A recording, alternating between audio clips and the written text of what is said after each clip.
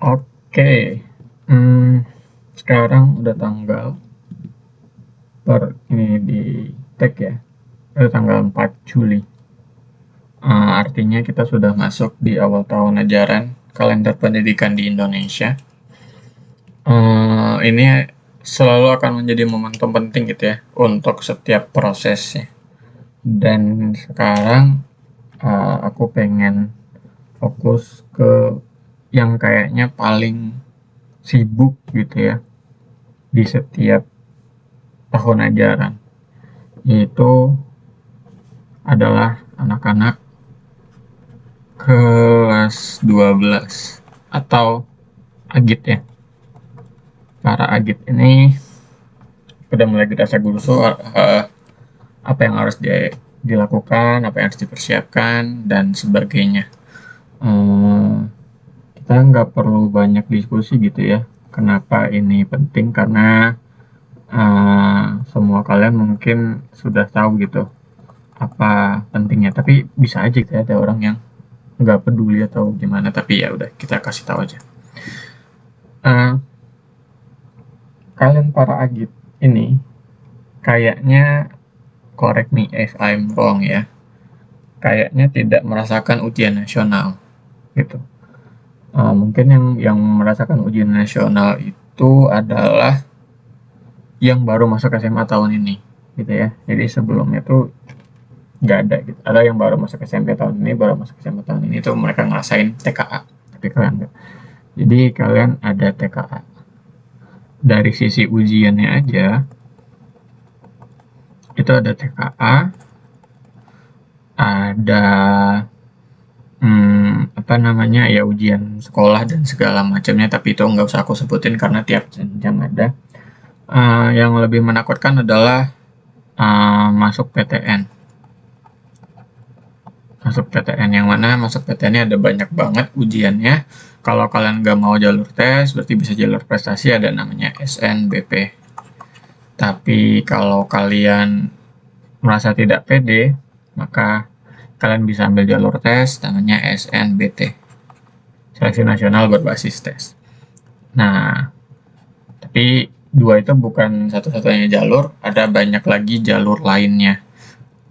Sebenarnya kalau menurut peraturan disebutnya mandiri, jalur mandiri. Tapi ini di branding oleh kampus gitu ya. Misalkan ada jalur prestasi lagi, tapi di luar SNBP gitu. Jadi kalau ngelola SNBP tapi merasa prestasinya masih layak diperjuangkan, ini bisa. Termasuk kalau misalkan kayak di ITB itu mereka punya namanya SSU prestasi.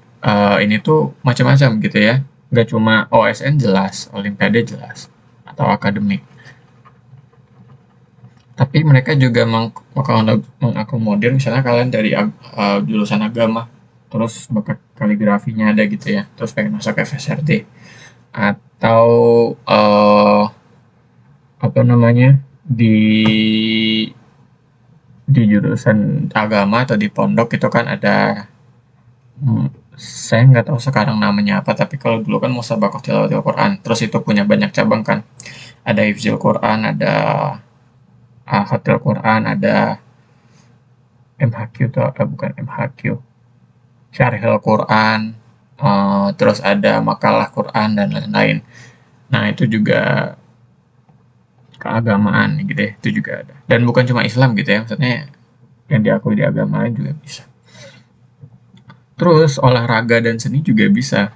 Jadi non akademik lainnya juga bisa gitu ya. Asal semuanya itu tingkat nasional. Kalau bukan tingkat nasional ya tidak diakui sama ITB biasanya. Kalau di UI mereka punya talent scouting, terus ada berbagai macam jalur lainnya. Terus kalau IPB selain jalur prestasi mereka juga punya jalur ketua OSIS. Nah ini juga menarik untuk dipertimbangkan gitu ya. Terus ada juga yang memasukkan nilai raport lagi di sini, macam-macam gitu ya. rapor lagi atau atau tidak perlu tes, tapi bukan via rapor, tapi via skor UTBK. Nah, terus ada juga yang lainnya adalah tes lagi. SSU ITB itu ada tes lagi, UGM punya UTUL, UI punya SIMAK, dan lain-lain gitu ya. Ini 3 terganas lah, soal yang terganas. Jadi ujiannya bukan cuma ini gitu ya. Terus apalagi ya, jalur dan ada juga yang memasukkan, kalau ini saya tidak tahu alurnya seperti apa, maksudnya secara peraturannya gimana, pengkuotaan dan sebagainya, tapi ada juga jalur internasional. Nah, dan di sini tuh agak aneh gitu ya, karena jalur internasional yang masuk malah anak-anak nasional gitu ya. Harusnya yang masuk juga ya anak-anak internasional, cuma kalau dipikir-pikir berapa banyak sih orang luar negeri yang mau kuliah di Indonesia gitu kan, sehingga ya makanya akhirnya diisinya banyak sama anak nasional gitu. Kalau gitu, misalkan aku lihat di Korea gitu ya, karena aku juga kuliah di Korea sekarang, anak-anak internasional tuh ya memang benar-benar internasional gitu, emang benar-benar dari negara lain selain Korea Selatan gitu. Nah, jadi itu ini secara apa ya namanya? Secara pragmatis atau bukan secara pragmatis, lebih ke secara substansial, inilah yang akan kalian hadapi sebagai agit atau sebagai anak kelas 12. Tapi aku mau meningkatkan awareness ini menjadi sebuah awareness esensial gitu ya, menjadi sebuah awareness esensial, yaitu awareness mengenai kenapa ujian ini harus dihadapi gitu ya, kenapa ujian ini harus dihadapi. Ini dinamikanya begitu kompleks gitu ya, jadi mungkin tidak semua orang relate dengan ini, tapi ya gimana ya, sistem pendidikan di Indonesia lah yang membuat kita harus merasakan seperti ini, yaitu jalur-jalur tadi ini sebenarnya kan inti dari apa namanya, ujian-ujian kita tuh ada di sini ya, intinya tuh ada di situ. Tapi kenapa kita harus menghadapi ini? Karena hampir sekarang tuh hampir mayoritas ya, bukan hampir, maksudnya hampir semua siswa itu jalur penentuan hidupnya adalah di sini. Jadi kenapa kita harus menghadapi ujian ini? Karena ini adalah penentuan masa depan. So it is a big decision. Ini adalah keputusan besar kalian. Khususnya apalagi buat kalian yang misalkan SMA ikut orang tua, masuk SMP ikut orang tua gitu ya. Ini pasti antara orang tua dan anak tuh potensi clash terbesarnya itu di sini gitu ya. Anak masuk SMA ya bolehlah ikut orang tua, anak masuk SMP bolehlah ikut orang tua, tapi ikut kuliah ini yang susah. Masing-masing punya ego, punya argumen yang menurut masing-masing benar. Nah gitu ya, tapi aku di sini tidak mau mengajarkan tentang konfliknya gitu ya, karena yaitu urusan keluarga gitu ya. Dan tugasku di sini bukan itu, tapi tugasku di sini adalah untuk mengingatkan baik untuk orang tua ataupun buat siswa bahwa ini tuh adalah jalur penentuan masa depan gitu ya. Masa-masa setelah kalian lulus tuh ya dimulai di kelas 12. Makanya kelas 12 tuh important gitu ya. Jadi bukan cuma karena kalian akan menghadapi ujian yang banyak makanya kelas 12 penting. Bukan, itu nggak penting sama sekali bahkan menurutku gitu ya. Kalau kalian gagal di semua jalur, ya ya udah gitu. Eh, tapi ini tuh adalah jalur penonton masa depan gitu ya. Karena kalau ngomongin masa depan, wah itu kita spread lebih besar lagi. Kita menyebar pembicaraannya jadi gede banget gitu ya. Karena kalau kita ngomongin kelas 12, ini setelahnya mau ngapain, maka realitasnya, bukan idealnya ya, realitasnya itu ada banyak sekali opsi. Yang pertama, pendidikan. Mereka akan lanjut pendidikan. Dan kalau kita ngomongin pendidikan itu bukan cuma S1 ya, bukan cuma S1. Tapi juga bisa D3, D4, yang mana ini D3, D4 itu adalah bisa di PTN, bisa di PTS, swasta, atau bisa di luar negeri. Ya, masing-masing itu ada jalurnya. Uh, belum lagi, atau bahkan PTK, kedinasan, atau PTA. Uh, atau PTKX aku sebutnya, perguruan tinggi keagamaan X ya, agama bisa apapun, Islam, Hindu gitu ya. Ya bisa aja kan ada misalkan dari keturunan Romo atau keturunan pastor atau keturunan pendeta yang orang tuanya juga pengen anaknya narusin jadi pendeta, jadi pastor atau sebagainya, bisa aja gitu, atau si anaknya sendiri yang pengen. Nah itu ada jalurnya lagi gitu. Dan itu biasanya S1 gitu ya, teologi agamanya. Selain itu, pendidikan gak melulu ngomongin soal itu kan, gitu. Ada juga jangan lupa Akmil atau Akpol, ya, Akmil atau Akpol. Tapi kalau Akmil atau Akpol masuknya memang S1 gitu ya. Terus apa dong? Ya intinya polisi atau tentara gitu ya, tapi yang bukan Akmil dan Akpol. Saya nggak tahu istilahnya apa. Saya lupa istilahnya apa, tapi pokoknya polisi atau tentara yang bukan Akmil dan Akpol. Jadi bukan S1 gitu kan. Nah, itu ada lagi jalur pendidikannya, beda lagi. Dan sangat mengerti banget kalau, saya sangat mengerti kalau nggak semua orang punya kemewahan. Contohnya di saya tuh cuma bisa di sini. Ada orang yang ini adalah satu-satunya jalurnya dia.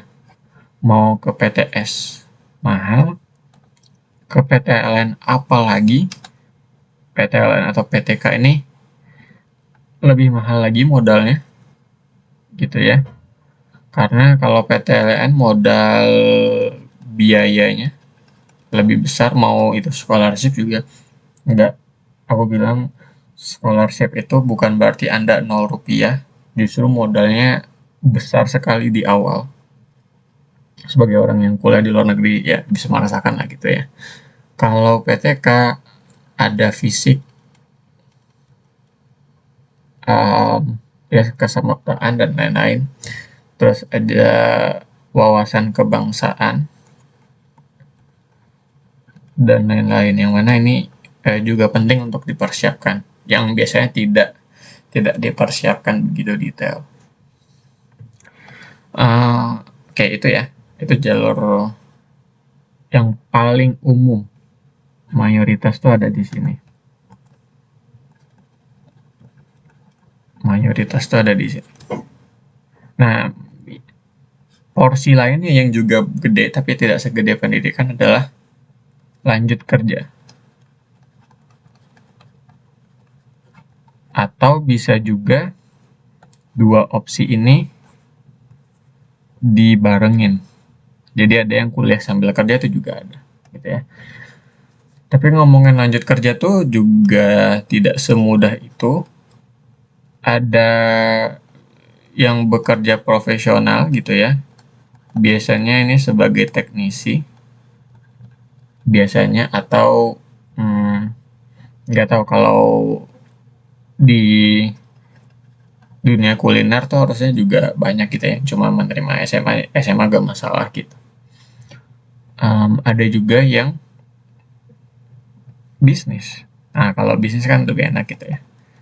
Bisnis eh, bisnis juga lebih enaknya adalah karena tidak ada syarat eh, pendidikan, tapi bukan berarti tidak ada resiko. Justru resiko paling gede itu ada di bisnis.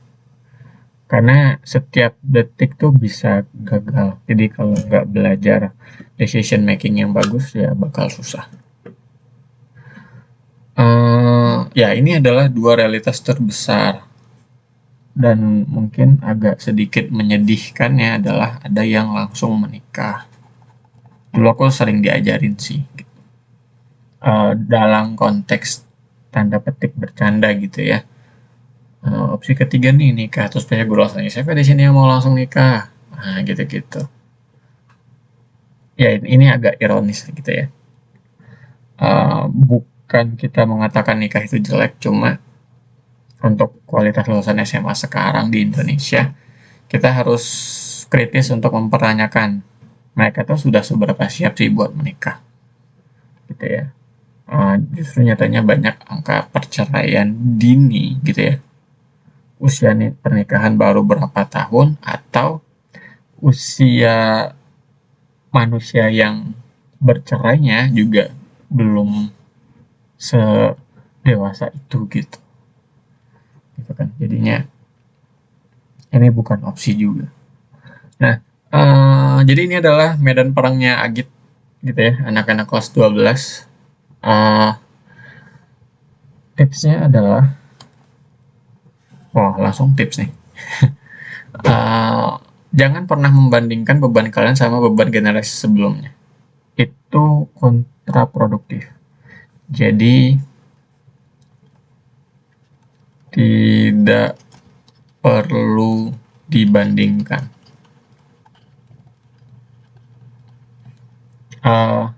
Memang dalam konteks bernegara, kalian berhak sekali untuk mempertanyakan kenapa jalurnya begini, kenapa ada ini, kenapa itu, dan sebagainya.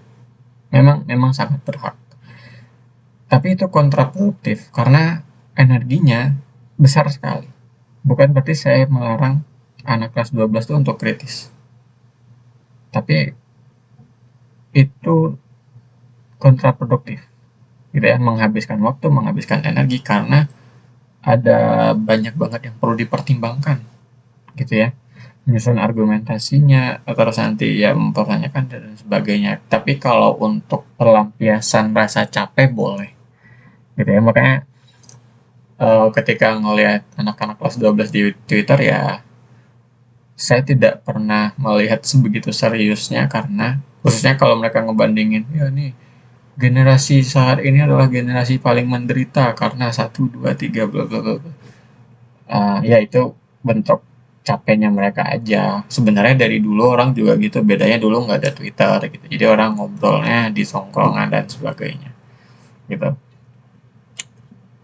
Jadi berkeluh kesah tuh boleh, cuma jangan lebay gitu ya. Jadi tidak perlu dibandingkan, fokus saja pada diri sendiri. Fokus pada diri sendiri. Ya. Kalau mau ngajak teman-teman gimana? Jangan berekspektasi aja. Jangan pernah berekspektasi kayak, oh mereka juga bakal antusias, enggak. Karena aku pernah ngalamin gitu ya. Aku pernah ngajak sekelas buat kayak begitu, cuma energi aku terlalu gede. Dan energi mereka terlalu sedikit. Sebenarnya energi terlalu sedikit tuh nggak masalah, tapi mereka tuh udah menunjukin penolakan gitu, desperate, penolakan gitu-gitu ya. Jadi wah itu sangat kontraproduktif kalau kalian maksain fokus ke mereka. Jadi kuncinya adalah fokus pada diri sendiri aja. Ada yang mau ikut silahkan, gitu ya. Jadi lagi-lagi fokus pada diri sendiri itu artinya kalian cukup tahu apa yang dibutuhkan, tahu apa yang butuh, apa yang perlu dilakukan. Jadi benda-benda atau hal-hal yang kalian butuhkan, apa yang perlu kalian lakukan, apa. Tahu batasan. Batasan khususnya batasan fisik gitu ya. Batasan kalian apa? Karena kalau enggak, eh, kalian bakal terlalu nge-push dan ujungnya lagi-lagi kontraproduktif. Karena ketika kalian sakit, kalian breaknya bisa jadi nggak sehari 2 hari, bisa jadi seminggu. Paling cepat biasanya breaknya seminggu, gitu ya. Kalau misalkan sampai tipes dan lain-lain gitu ya. Uh, jadi mengenali batasan diri sendiri tuh bagus banget. Kalau misalkan nggak tahu batasan diri sendiri apa, ya cari aja gitu ya, dia referensi. Jadi bandingkan dengan referensi, misal soal tidur. Kalau kalian nggak tahu batasan tidur kalian berapa, biasanya kan 8 jam, tapi kalian mau coba nge-push nih, ya udah coba jadi 6 jam. Coba dulu aja sehari, kalau misalkan emang nggak kuat ya berarti harus 8 jam. Terus fokus pada diri sendiri, artinya karena kalian tahu batasannya, kalian tahu apa yang perlu kalian lakukan. Misalkan sekolah tuh dari jam berapa? Dari jam 7. Kalau di Bandung mungkin dari jam 6.30 gitu ya. Dari jam 7 sampai jam 15 biasanya ya, atau jam 16. Berarti itu kurang lebih udah 8 sampai 9 jam. Ini school. Berarti kan sisanya 8 jam, taruhlah 8 jam gitu ya. 8 jam lagi tidur. Maka sisanya 8 jam lagi kan. Nah, itu yang harus kalian atur-atur. Gimana cara mengatur waktu, energi, dan timing. Gitu. Karena waktu yang banyak tuh cukup. Misalkan kalian tuh pulang jam 5 atau sampai rumah jam 6 lah mentok ya.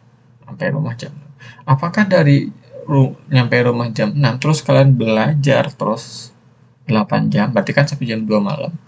Ya enggak, gitu kan. Berarti jendela waktunya tuh juga perlu kalian perhatikan. Jadi konteks waktunya penting. Konteks energinya. Kalaupun tadi misalkan pulang jam 6, kalian apa namanya? Pulang jam 6 dan kalian udah bisa gitu meluangkan waktu sampai jam 2 pagi. Misalkan nggak ada masalah fisik atau apa, tidur, misalkan kalian bukan Islam jadi nggak ada kewajiban subuh gitu ya. Jadi bisa tidur jam 2 sampai jam 6. Bisa dapat 4 jam, terus nanti di sekolah mungkin bisa 1 jam atau gimana. Nah, tapi masalahnya adalah apakah ketika pulang sekolah tuh energinya masih ada gitu.